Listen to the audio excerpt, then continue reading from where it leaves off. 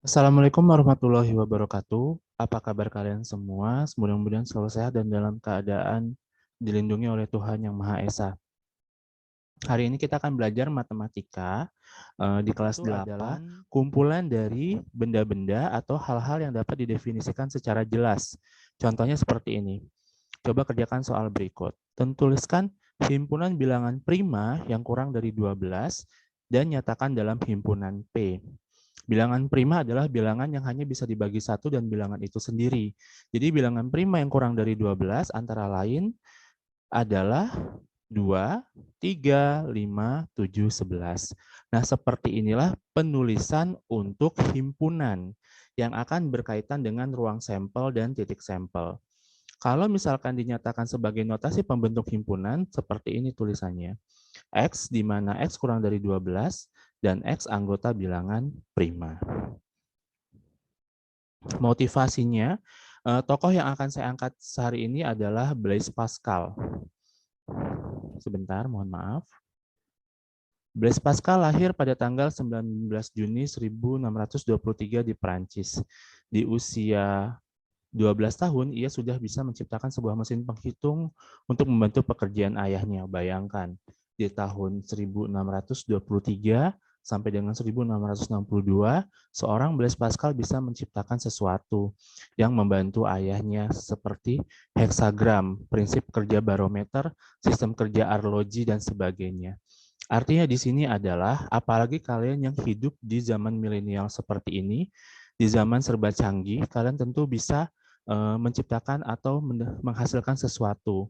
Walaupun mungkin tidak hebat, tapi itu adalah usaha dari kalian sendiri. Seperti itu. Yang terpenting adalah kalian harus rajin beribadah dan rajin belajar. Nah, ada saya buat masalah seperti ini. Di suatu restoran, sebut saja restoran Bang Torik, menyediakan menu masakan sebagai berikut. Ikan, tuna, patin, salmon, hiu kecil. Cara masaknya dipanggang, digoreng, diasap. Item pelengkapnya sayuran segar, kentang panggang, dan kentang tumbuk. Tentukan banyak menu yang dapat dibuat di restoran Bang Torik. Menunya seperti apa? Misalkan kita memesan tuna. Tunanya diasap. Item pelengkapnya sayuran segar. Bisa juga memesannya patin, dipanggang. Item pelengkapnya kentang tumbuk. Nah, kita akan belajar tentang konsep peluang dulu. Ada seorang anak.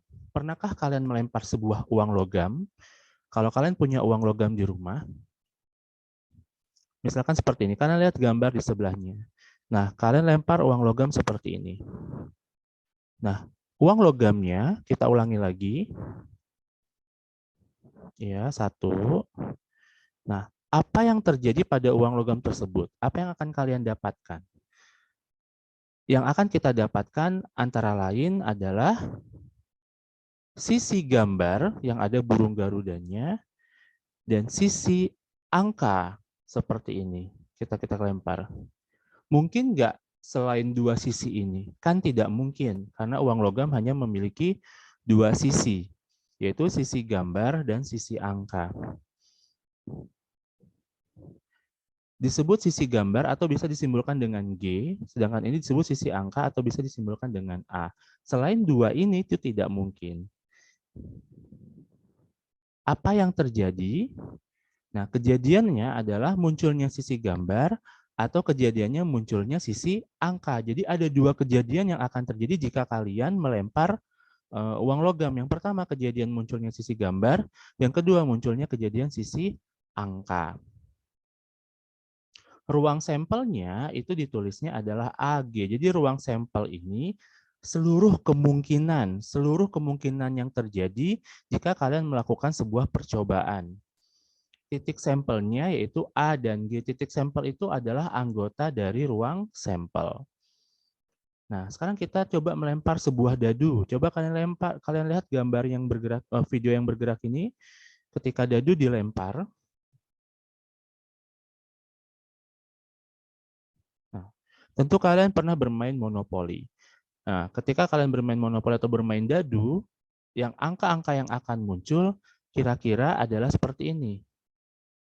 1, angka 2, angka 3, angka 4, angka 5, dan angka 6. akan ada 6 angka yang akan keluar jika kalian melempar satu buah dadu, yaitu angka 1, angka 2, angka 3, angka 4, angka 5, dan angka 6. Jadi, ruang sampel, kejadian yang muncul sisi angka 1, kejadian yang muncul sisi angka 2, kejadian yang muncul sisi angka 3, angka 4, angka 5, dan angka 6. Jika kalian melempar satu buah dadu, kejadian yang muncul adalah daftar yang ada di gambar biru ini, di tabel biru ini. Nah, ruang sampelnya, semua kejadian yang mungkin akan terjadi adalah 1, 2, 3, 4, 5, 6. Titik sampelnya itu titik sampel 1, titik sampel 2, titik sampel 3, sampai dengan titik sampel 6. Lalu apa yang disebut dengan kejadian, ruang sampel, dan titik sampel? Kita akan mulai dulu dari yang pertama, yaitu kejadian. Kejadian adalah bagian dari ruang sampel. Biasanya untuk melambangkan suatu kejadian digunakan huruf besar, contohnya seperti ini. Pada percobaan sebuah dadu, jika A adalah kejadian munculnya mata dadu bilangan genap, maka A sama dengan 2, 4, 6. Jadi di dadu itu ada 3 buah bilangan genap, yaitu angka 2, angka 4, dan angka 6. Lalu jika B adalah kejadian munculnya mata dadu bilangan prima, maka B 2, 3, dan 5. Jadi seperti inilah yang dinamakan kejadian. Lalu kita akan membahas tentang ruang sampel. Ruang sampel adalah seluruh kemungkinan yang terjadi dalam suatu percobaan. Biasanya dilambangkan dengan S. Percobaan melempar sebuah dadu, maka ruang sampelnya ditulisnya 1, 2, 3, 4, 5, 6. Melempar uang logam, ruang sampelnya angka dan gambar, atau bisa ditulis A dan G. Lalu apa itu titik sampel? Titik sampel itu pada pelemparan uang logam, titik sampelnya adalah angka dan gambar. Setiap anggota pada ruang sampel dinamakan adalah titik sampel. Pelemparan uang dadu, titik sampelnya 1, 2, 3, 4, 5, 6. Kalau di ruang sampel tadi menggunakan kurung kurawal, kalau di titik sampel tidak, hanya seperti ini.